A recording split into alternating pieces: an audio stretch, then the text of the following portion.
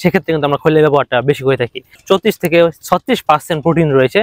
দেখেন খৈল কিন্তু সাধারণত দুইটি কাজে ব্যবহৃত হয়ে থাকে, কিন্তু তখন আসলে সেটা মাছের খাদ্য থাকে না।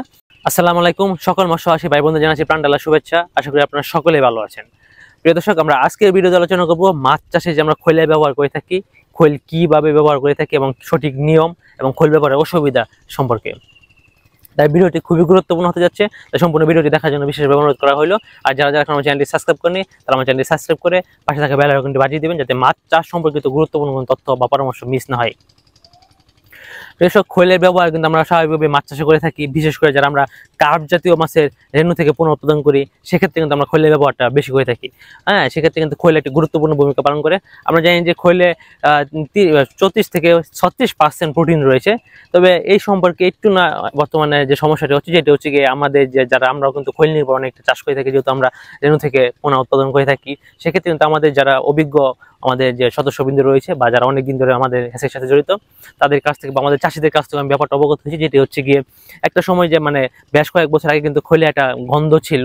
গন্ধটা এমনই ছিল যে হচ্ছে কি আপনি খোলটা ভিজিয়ে আপনি দিলেন পুকুরে, সেক্ষেত্রে কিন্তু ওই হাতে যে হাত দিয়ে আপনি ব্যবহার করেন, যদি গ্লাভস ব্যবহার না করে থাকে, যদি সরাসরি আমরা হাত প্রয়োগ করে থাকি, তাহলে কিন্তু ওই হাতে মোটামুটি 4 থেকে 5 দিন বা 7 দিন অন্তর ওই গন্ধটা থাকতো। কিন্তু বর্তমান সময় কাঁচা খৈলেই সেই গন্ধটা পাওয়া যাচ্ছে না। তার ফলে খৈলে একটু প্রোটিন পার্সেন্টেজ নিয়ে একটু না সন্দেহান রয়েছে। তবে সেক্ষেত্রে মোটামুটি তারপরে ধরা যায় যে 30% প্লাস খৈলের প্রোটিন রয়েছে।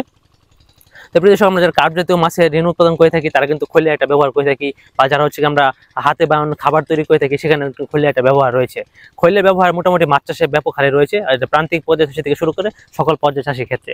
এসব খৈলের ব্যবহার আমরা কিভাবে করব এবং এটা কি মানে কি কি কাজে ব্যবহৃত হয়। দেখেন খৈল কিন্তু সাধারণত দুইটি কাজে ব্যবহৃত হয়ে থাকে। একটি হচ্ছে গিয়ে সরাসরি মাছের খাদ্য হিসাবে, আরেকটি হচ্ছে গিয়ে পুকুরে সার বা পুকুরে যে জৈব সার হিসাবে খৈলের ব্যবহারটা হয়ে থাকে। এখন কখন পুকুরে খাদ্য হিসাবে ব্যবহৃত হয়, কখন সরাসরি সার হিসাবে ব্যবহৃত হয়, এটা আপনাকে জানতে হবে। দেখেন আমরা স্বাভাবিকভাবে খৈলটা ভিজিয়ে দিতে বলি এই জন্যই, কারণ খৈলে কিন্তু একটা রাসায়নিক পদার্থ রয়েছে, যেটি হচ্ছে গিয়ে আপনার ধরেন মাছের গ্রোথকে আটকে দিতে পারে, যার ফলে খৈলটা আপনার ভিজিয়ে দিতে হয়। তো সেক্ষেত্রে কখন খাদ্য হিসাবে ব্যবহৃত হয়, যখন আপনি খৈলটাকে 12 থেকে 24 ঘন্টা ভিজিয়ে রেখে তারপর আপনি পুকুরে দিয়ে দিবেন, তখন কিন্তু সেটা মাছের সরাসরি খাদ্য হিসাবে গ্রহণ করে থাকে। কিন্তু আমাদের দেশে মৎস্যচাষী ভাইয়েরা যে ভুলটি করে থাকে, হ্যাঁ, সবচেয়ে বেশি ভুলটা এই জায়গায় করে থাকে, যেটা হচ্ছে যে খৈলটাকে 3 দিন 4 দিন পুকুরে ভিজিয়ে রাখে, তারপর সেটা পুকুরে খাদ্য হিসেবে মানে পুকুরে ছিটিয়ে দেয় মাছের খাদ্য হিসাবে। কিন্তু তখন আসলে সেটা মাছের খাদ্য থাকে না, তখন সেটা পুকুরের সার হিসাবে ব্যবহৃত হয়। এটা কিন্তু উৎকৃষ্ট মানে একটা সারে রূপান্তরিত হয়েছে, তখন সেক্ষেত্রে কিন্তু এটা পুকুরে খাদ্য থাকে না। তার জন্য আপনাকে যে কাজটি করতে হবে, আপনাকে অবশ্যই 12 থেকে 24 ঘন্টা ভিজিয়ে রেখে আপনার খৈলটা পুকুরে দিতে হবে। আর আপনি যদি 3 থেকে 4 দিন ভিজিয়ে রাখেন, সেক্ষেত্রে কিন্তু পুরো সার তৈরি হয়ে যাবে। আর মোটামুটি কিন্তু খৈলের বাজার ভেদে কিন্তু খৈলের দামও ভিন্ন হয়ে থাকে। মোটামুটি 40 টাকা থেকে 50 টাকা কেজি হয়ে যায় বর্তমানে দাম। অনেক জায়গায় আরো বেশি দাম, আবার কিছু ক্ষেত্রে দাম কিছু জায়গায় এটার দামটা কম। তা আপনি 50 টাকা খরচ করে পার কেজি 50 টাকা খরচ করে আপনি কি পুকুরে সার তৈরি করবেন? দরকার কি আপনার? আপনি তো এত কম খরচে অজৈব সার প্রয়োগ করার মাধ্যমে কিন্তু আপনি পুকুরে সার মানে যে প্রাকৃতিক খাদ্য উৎপাদন করতে পারেন। যেমন হচ্ছে গিয়ে আমাদের ইউরিয়া রয়েছে, টিএসপি রয়েছে, ড্যাপ রয়েছে, এমপি রয়েছে। হ্যাঁ, এগুলো যদি আপনারা কম খরচে প্রয়োগ করেন পরিমাণ মতো, তাহলে সেক্ষেত্রে কিন্তু পুকুরে একটা প্রাকৃতিক খাদ্য যোগান হয়ে যাবে। আর আপনি যদি খৈলটাকে জৈব সার হিসেবে পুকুরে ব্যবহার করেন, সেক্ষেত্রে যে ব্যবহারটি হতে পারে, সেক্ষেত্রে পুকুরে পানি গাঢ় হয়ে যেতে পারে, এবং পুকুরের মাছগুলো আপনার যে পুকুরে মাছ থাকবে, সেই মাছগুলো কিন্তু উকুন দ্বারা আক্রান্ত হতে পারে, এবং তাছাড়া আপনার একটা বাড়তি খরচ হতে পারে। সেক্ষেত্রে আপনার এটা দরকার কি আপনি সেইগুলো অজৈব সার যে পাওয়া যায়, ওইগুলো আপনার প্রয়োগ করে আপনি পুকুরে মানে প্রাকৃতিক খাদ্য যোগান দিতে পারেন। খৈল প্রয়োগের মাধ্যমে কিন্তু পুকুরে প্রাকৃতিক খাদ্য যোগান হয়। যেমন হচ্ছে মাছ, আমি তো বলেছি যে খৈল যেহেতু সরাসরি মাছের খাদ্য হিসেবে রিসিভ করে, তাছাড়া হচ্ছে কি কিন্তু খৈল পুকুরে জোপ্লান্টন, ফাইটোপ্লান্টন উৎপাদনে সাহায্য করে। ফাইটোপ্লান্টন, জোপ্লান্টন কিন্তু মাছ চাষে একটি খুবই গুরুত্বপূর্ণ ভূমিকা পালন করে। যেমন ফাইটোপ্লান্টন সরাসরি যেমন মাছের খাদ্য হিসেবে গ্রহণ করে থাকে, তাছাড়া কিন্তু ফাইটোপ্লান্টন পুকুরে পর্যাপ্ত পরিমাণ অক্সিজেন উৎপাদন করে থাকে, এবং জোপ্লান্টনের খাদ্য হিসেবে কিন্তু ফাইটোপ্লান্টন ব্যবহার হয়ে থাকে। কিন্তু আপনি তো এইগুলা মানে কম খরচে বিভিন্ন সার প্রয়োগের মাধ্যমে করতে পারতেছেন, সেক্ষেত্রে আমরা বলবো যে আসলে সরাসরি আপনি খৈলটা সার হিসাবে ব্যবহার না করে সেটা খাদ্য হিসাবে ব্যবহার করে থাকেন, তাহলে আপনি একটা ভালো ফলাফল পাবেন। আর হ্যাঁ, যদি আপনার পুকুরে কোনোভাবেই রাসায়নিক সার ব্যবহার করার পর যদি আপনার পুকুরে পানি ঠিকঠাক না আসতে পারে, হ্যাঁ, পুকুরে প্রাকৃতিক খাদ্য যোগান নয়, তবে সেক্ষেত্রে আপনি খৈলের ব্যবহারটা করে মানে এটা সর্বশেষ চিকিৎসা হিসাবে আপনি খৈলকে রাসায়নিক সার মানে সারে পরিবর্তন করে সেগুলো আপনি ব্যবহার করতে পারেন। প্রিয়দর্শক, একটি কথা আসতে পারে যে আমরা যারা কার্প জাতীয় মাছ চাষ করি, সেক্ষেত্রে কিন্তু আমরা কার্প জাতীয় মাছে আমরা প্রোটিন পার্সেন্টেজ বলে থাকি যে 24%, 22% বা 26% এমন প্রোটিন পার্সেন্টেজ হলে কিন্তু খৈলে মানে মাছ চাষটা হয়ে যায়। তবে সেক্ষেত্রে আমরা বলেছি যে খৈলের পার্সেন্টেজ হচ্ছে থেকে 36%। সেক্ষেত্রে তো এখানে বাড়তি একটা প্রোটিন থাকে, সেক্ষেত্রে আমরা কি করব? সেক্ষেত্রে আপনি যে কাজটা করতে পারেন, যেমন আপনার হচ্ছে খৈলের সাথে ওটু ব্রান, তারপর দেশি ব্রান, হ্যাঁ, তারপর গমের গুঁড়া, এগুলো আপনি মিশিয়ে আপনার একটা খাবার তৈরি করতে পারেন।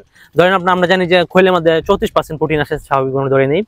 তাছাড়া হচ্ছে ওটু ব্রানে আমরা 14% প্রোটিন থাকে। সেক্ষেত্রে হচ্ছে কি আপনি খৈলটাকে 2 ভাগ করে 50% আপনি খৈল দিলেন আর 50% ওটু ব্রান দিলে আপনি মোটামুটি 24% একটা প্রোটিন সমৃদ্ধ খাবার হয়ে যেতে পারে। এভাবে আপনাকে মিলিয়ে আপনি খাবারটা প্রয়োগ করলে আপনার আশা করি খরচটা কমবে, কারণ যেহেতু খৈলের দাম দিন দিন হারে বৃদ্ধি পাচ্ছে। সেক্ষেত্রে যদি আপনি সরাসরি খৈল প্রয়োগ করেন, সেক্ষেত্রে কিন্তু আপনার একটা খরচ বেড়ে যেতে পারে।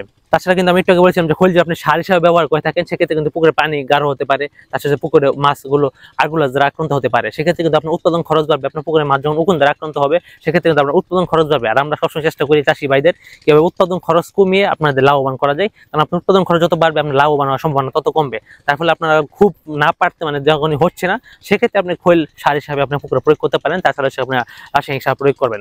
আর খৈলকে আপনি সাধারণভাবে খাদ্য হিসাবে পুকুরে ব্যবহার করবেন, কারণ যেহেতু খৈলের একটা দাম দিন দিন হারে বৃদ্ধি পাচ্ছে। সেক্ষেত্রে আপনার খৈলটাকে খাদ্য হিসেবে ব্যবহার করবেন। আপনি 50% খৈল দিলেন আর 50% ওটু ব্রান বা গমের গুঁড়া, এগুলো মিক্সড করে তারপর আপনি পুকুরে দিয়ে দিতে পারেন। তাহলে আশা করি আপনি একটা ভালো একটা ফলাফল পাবেন এবং কম খরচে আপনি মাছটা উৎপাদন করতে পারবেন। আর খৈল যদি আপনি ব্যবহার করেন, অবশ্যই আপনাকে সেটাকে 12 থেকে 24 ঘন্টা ভিজিয়ে রেখে তারপর আপনি প্রয়োগ করতে পারবেন। এছাড়া আপনার যে কাজটা করে থাকেন, অনেকে হচ্ছে গিয়ে 5 থেকে 6 ঘন্টা ভিজিয়ে রেখে খৈল প্রয়োগ করেন, সেক্ষেত্রে কিন্তু আপনার মাছের যে উৎপাদন সেটা ব্যাহত হবে। কারণ আমি একটু আগে বলেছি যে খৈলের মধ্যে একটা মাছের গ্রোথ আটকানোর মতো একটা রাসায়নিক পদার্থ থাকে, সেটা কিন্তু 12 থেকে 24 ঘন্টা না ভিজিয়ে রাখলে সেই রাসায়নিক পদার্থের গুণাগুণটা নষ্ট হয় না। তারপর আপনাকে 12 থেকে 24 ঘন্টা ভিজিয়ে রেখে তারপর আপনি খৈলটা দিবেন। আর এটাকে কোনোভাবে 3 থেকে 4 দিন ভিজিয়ে রেখে আপনি পুকুরে খৈলটা দিবেন না, তাহলে কিন্তু সেটা খাদ্য থাকবে না, সেটা সারে রূপান্তর হয়ে যাবে। আশা করি প্রিয় দর্শক আপনারা বুঝতে পারছেন খৈল ব্যবহার করে আপনি কিভাবে মাছ চাষ করবেন এবং খুব কম খরচে আপনি মাছ উৎপাদন করতে পারেন। এভাবে আপনারা আশা করি যদি চাষ করেন, তাহলে অবশ্যই আপনারা কম খরচে মাছ উৎপাদন করতে পারবেন। সম্মানিত দর্শক, আজকে ভিডিওতে দীর্ঘায়িত করতে চাচ্ছি না। আমাদের পরবর্তী ভিডিও আসার পর্যন্ত সকলের সুস্বাস্থ্য এবং সুদীর্ঘ কামনা করে এখানে বিদায় নিচ্ছি। আসসালামু আলাইকুম।